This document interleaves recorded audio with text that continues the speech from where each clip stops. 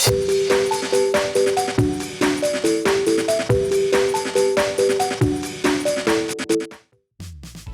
it going, YouTube? It's Panda time. In this video we have Magnagarurumon that's not played by me, which is pretty cool. Going up against the yellow Agubond. So I've played a bunch of yellow Agubond, obviously. I do think the Agu version is better, but it's cool to see both the yellow Bond decks at this point, honestly. And Magna, well, I love Magna, but obviously this is not my build, it's a different player. So things will be a little bit different, and we're gonna see how it works out. So we're off to a pretty decent start with a Davis and a Takumi on the other hand. You know, Takumi not sees a lot of play these days, but honestly a pretty good card. Back when people were trying to make yellow hybrid to like counter blue hybrid, I think Takumi was supposed to be a big part of that. Really slow down the blue hybrid aggression of the rookies. Plus for yellow hybrid shenanigans, it gives you good card draw that you otherwise don't really have good access to. So I do like the idea of it. But Davis into Sora Joe. So Magna player put in quite a bit of pressure here, going pretty wide in both, you know, board and tamers. But one Atomic Blaster is going to clear up at least both the Digimon. They were not able to swing and get any significant chip damage, and against yellow, it's kind of hard because you want to get that chip damage, but swinging means that you're going to be passing over TK and card memory, and I mean, you never want to do that, right? It just feels bad. Digimon's a game where like anytime you can not give your opponent extra stuff, you want to not give them anything, right? So at the same time, you got to swing at some point. And I mean, it goes both ways, right? The Agu player doesn't want to hard play anything because now you're passing over a truckload of Sorojo memory. So I guess that puts us at a standstill, right? Where no player wants to commit to a big action until they can make a significant lead off of it. Well, the Agu comes out and we digivolve into an Agunimon, so run in red hybrids. Pretty interesting. Guess the card draw of the Takumi. But by swinging, you know, he does allow the Magna player to now get at least one swing off. Magna has more punching power than the standard blue hybrid though, so honestly could just kind of wait, set up, and play it kind of as a combo in a way. It's a Beowulf, the Kumamon survives, and yeah, that's just so many tamers to work with. Okay, so goes into a TK. See, the thing about the yellow Agubond is that like red gives you access to way better clear options than blue does, right? So it just makes more sense. You could play a more control style with yellow anyway. As for the bonds, they're both pretty good finishers, honestly, no matter what. But the other thing the red one has is the red one has the red baby. I think the name is Sakudamon. It's actually really good. It just gives you one memory when you're swinging. So with basically one tie and a TK, you can go to 4, swing, go to 5. It gives you enough to go bond into hybrid, which is really strong. As for like in blue, you get Upamon, but it's pretty whatever. Okay, so now blue is swinging. Honestly, the swings have been pretty good so far. Digimon are living out here. The Kendo does get jamming, but with everything surviving and tamers for days, I love the idea of the blue memory boost here, right? Like at this point, she just needs a little bit of, you know, hits, and the blue memory will ensure that she'll have memory to go into multiple hybrids in the future. So now that she went super aggressive, you know, it is going to pass over quite a bit of memory, especially with the tie to give an extra one to the Agu that's coming out. But it is going to force a big response from the player. So he has to go into the bond, gets a bunch of card draw. It does cost him 2 security though. But with the fact he can clear the Kendo, trash this, and then checks 2. And because he has so much memory to work with, he can actually just go double yellow hybrid. And that's going to be game 1. So well played. You know, the Agu player just controlled, just, you know, was super patient, and when he was forced to make a play, the play was good enough to win the game, right? You could see just how much damage you could do with Bond of Friendship into double hybrid, just so much. And honestly, blue just needed one more turner to potentially win the game as well. This time we're gonna start off with the Bokumon, picking up the Koji, which is, Koji's a cool dude, you know. Tommy is a nerd, Koji is cool, just remember that. Never forget that. Okay, TK, pretty good start. TK in these mixed decks can hurt you sometimes, but sometimes you gotta just like TK and take an Agu, right? Like take the damage but get your pieces. He was able to take a yellow card though, so pretty good there. Okay, this time around there's no TK and Kari, so able to swing more aggressively. Hits into a tie and then sets up a Davis. So far so good. Honestly, these rookies could put in a lot of work. They're not like super easy for yellow to clear, and there's random stuff that they could survive against security, right? Reinforced memory boost. I guess the question is, does he want the Bond in hand or the Jet Sylphie? They're both key cards of the deck. In fact, it's pretty funny that they both showed up because, like, I would argue these are the two key cards of the deck, right? The two Digimon that really makes this deck works. Jet Sylphie for the recovery and, you know, Bond of Friendship for the finisher.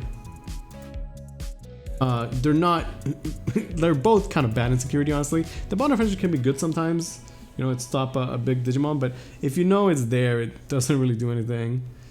And obviously Jet Sylphie, no security effect either. Okay, gonna get some memory of the Boko, be swinging. Beowulf survives. Probably just wants to set up more tamers, right? There is no TK card to work with and no Agumon specifically, which means that the threat of the Bond isn't there, even if we know that he has it in hand, right? Only has one yellow tamer to work with too, so if he wants to do something, gonna have to give up the TK. At least with the reinforced he has memory to back it up, could maybe set up a second one. But honestly, the Agu player is kind of pressured here heavily. Yeah, it's a tough decision, right? I mean, I guess he also runs the red hybrids, but like, Aguni can't do anything, right? Let's be real. Okay, I gotta double Takumi just to get that card draw. Card draw does let him pick up the Agumon, so it definitely paid off instantly. I do like that. Because like now, next turn will be set up to go Bond of Friendship into shenanigans, but he doesn't have the yellow tamers to follow it up. Although he might have an Agumon in hand. Goes into a Jet Sylphie, but you know, Davis means that's gonna pass over 3 memory anyway. Now there's 3 dudes that could swing, plus, you know, potential hybrid and maybe shenanigans. It's a case where going into a Magna to bounce the Jet Sylphie is actually a reasonable play. Like, yes, bouncing Jet Sylphie feels bad, but you know he doesn't have a yellow tamer anyway. And Magna is just kind of set up for success, right? Be able to get a bunch of swings later on. So the question is, like, if you're gonna do that, how much do you commit before that happens, right?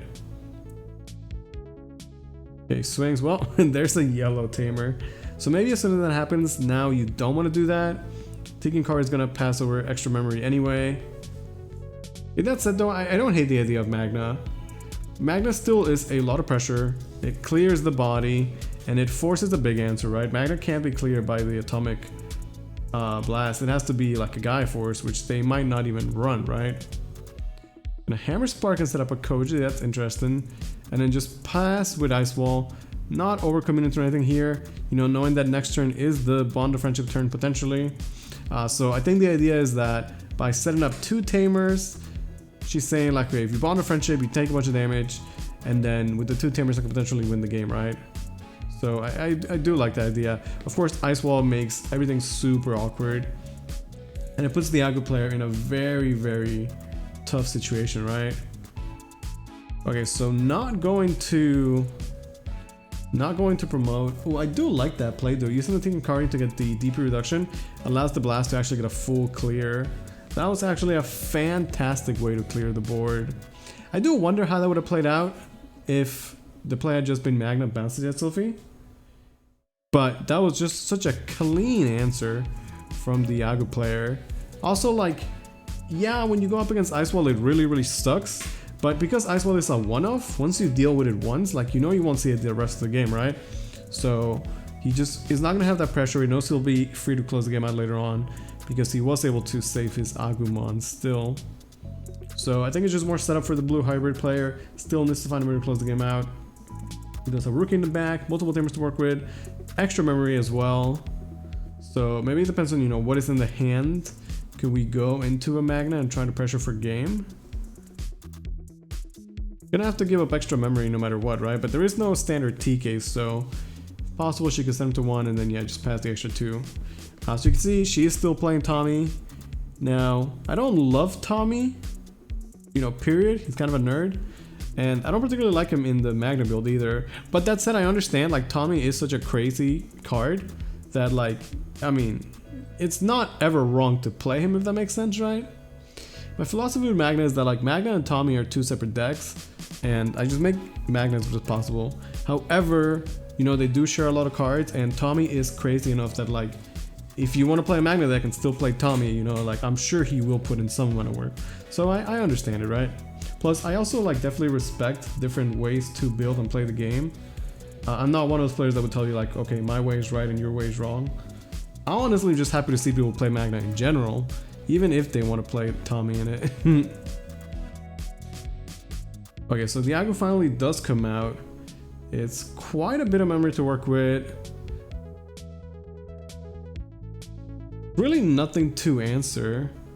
And the bond of friendship would still hurt. One of the things is that you can play around the bond of, not friendship, bravery. Because if you don't have a Digimon on board, then he doesn't get the trash, the security effect, right? While the bond of friendship, the Gabu version, always gets the 3 hits. Then again, trash and security is better than checking it, right? So, I mean, they both have their ups and downs. Going to put that Jet Sylphie back into security, and then maybe fetch it with a Zoe or a TK perhaps? Zephyr. I will say, like, at this point the Takumis do put in a bunch of value, right? Because, like, you never really swing with rookies. I guess he did this time, funny enough, but like, it gives you a good amount of card draw. Okay, so we know what the first security is, right? It's Jet Sylphie. She's got a ton of memory to work with. Memory boost, Koji, Tommy, Davis, like everything set up, right? So how much can we get out of this turn? Gotta love when there's, you know, other people. Sometimes, like, you know, we have like very cool locals, and like this was like the last game, because obviously it's like a 45-minute game.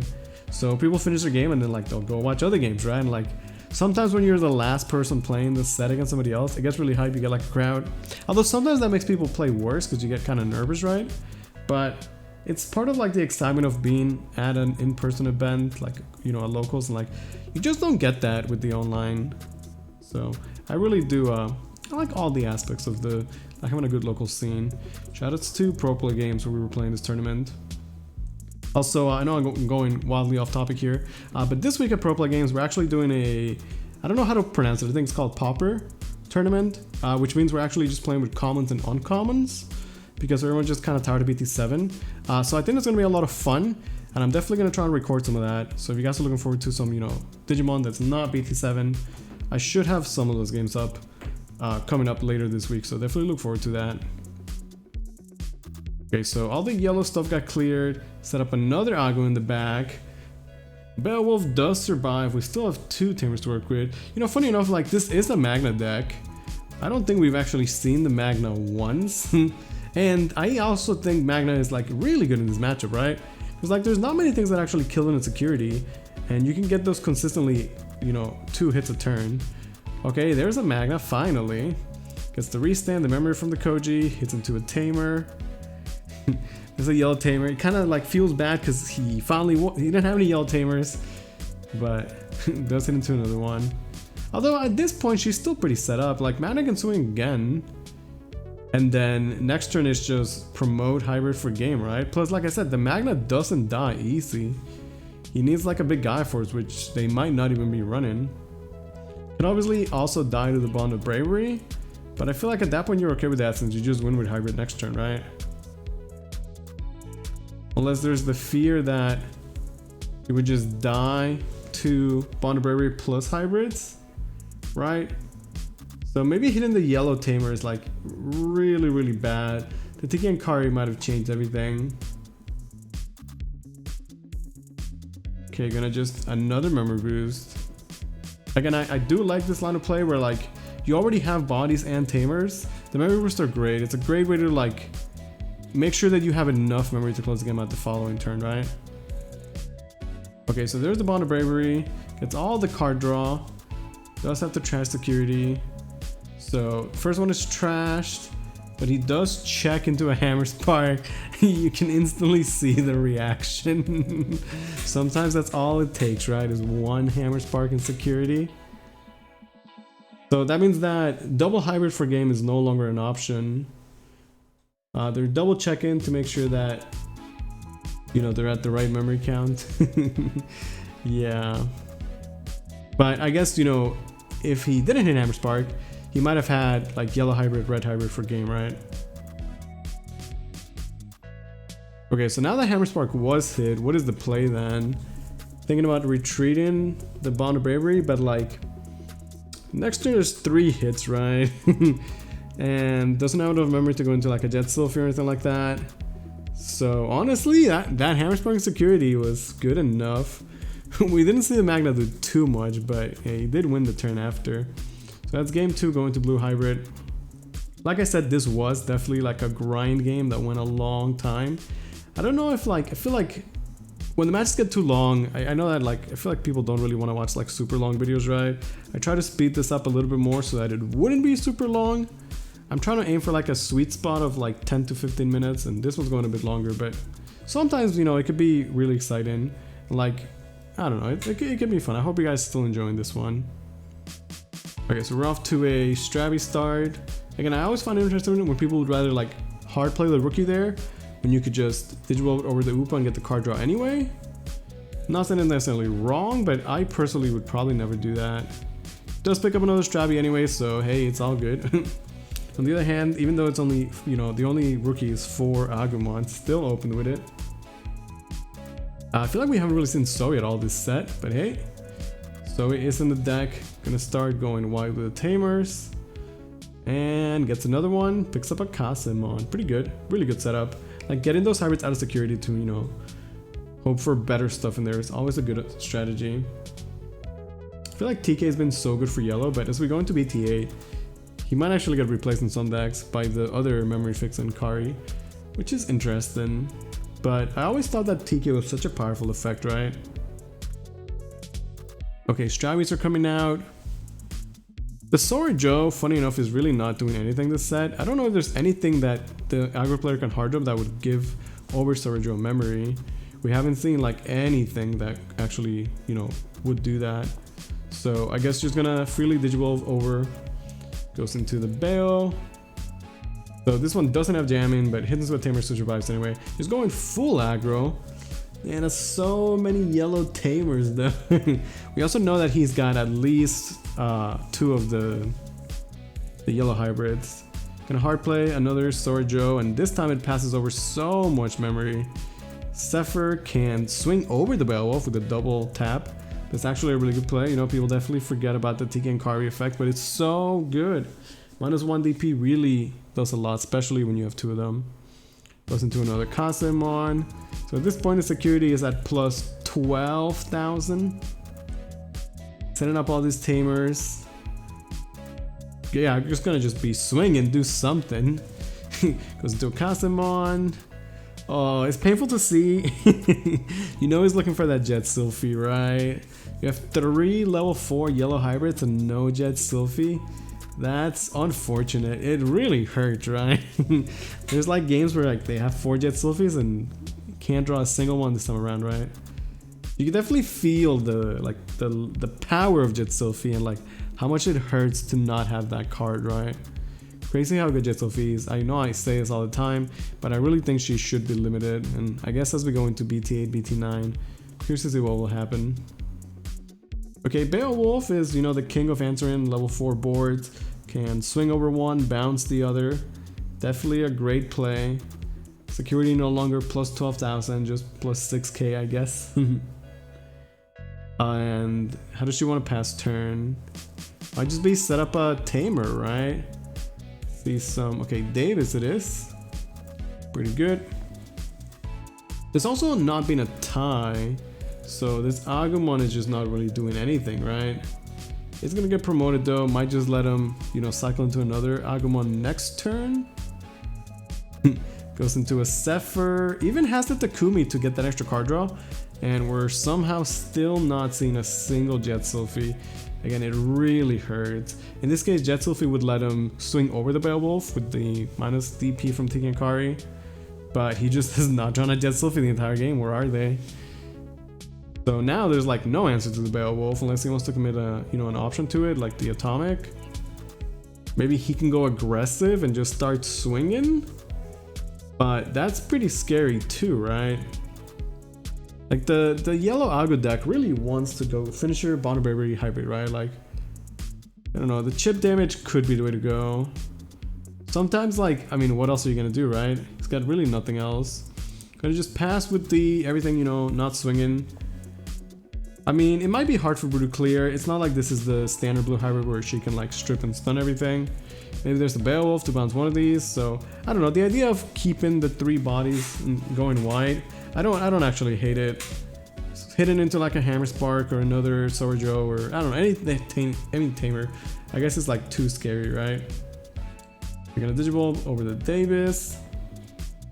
Have the classic, yep, Beowulf. See, one side has all the Beowulfs, the other side has no Jet Sylphies. That Sephiroth got chopped, not even bounced, but just straight up chopped. Okay, the tie is there. Double Hammer Spark, Ice Wall. Oh man, this is the blue classic. Painful. And sets up a Davis to pass turn. Now at this point she didn't actually clear the Bond of Bravery. The Agumon is still there, so we can actually Digivolve into Bond of Bravery. But Ice Wall is an effect, right? So that would cost 3 and then 2 to attack. It's just too much to pass over. This Agumon was on the board, he's not getting the extra memory from getting promoted. Does have another Agu in the back. He'd have to wait a turn to do that, but then by next turn he might just be dead, right?